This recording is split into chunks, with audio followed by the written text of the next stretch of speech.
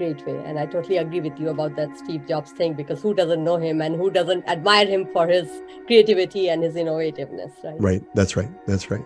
And that makes Apple the $1 trillion company it is today.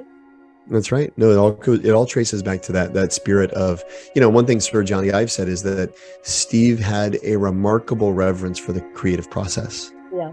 And that's what a lot of people don't really appreciate, that ideas are fragile to begin with. They're easy to snuff out. They're easy to kill.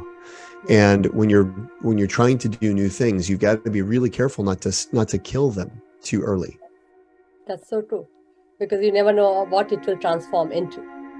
Mm-hmm. And I can give you even an example of HappinessFactors. When I started, that time they weren't the Headspace and all Calm and all that famous. And so people used to say, who is going to pay for happiness? And now they say, oh, it's going to be a $3 trillion industry by 2030. So you are at the right place, right time. Wow. That's great. That's amazing. Thank you. But I guess because that time people weren't used to it. And now after COVID, everyone is thinking about it. That's right.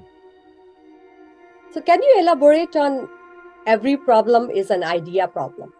Yes. Okay. So here I would first delineate between a task and a problem, right? A task is something you know how to do. It's just a matter of putting in the effort. It's a matter of execution.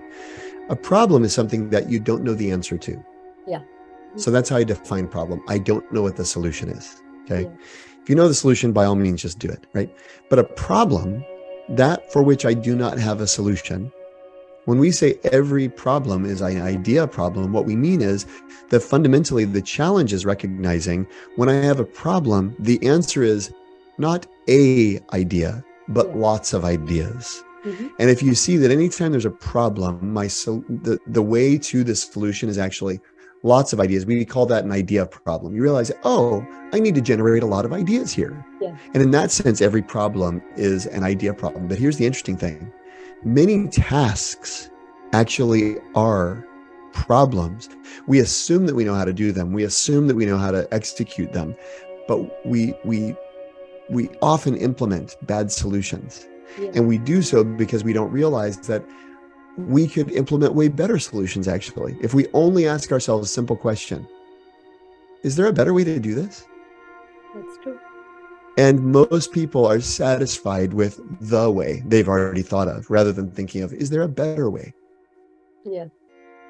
That's a very good idea, to always ask, is there a better way? And that way people can keep on fine-tuning it till it becomes the most excellent version it can possibly.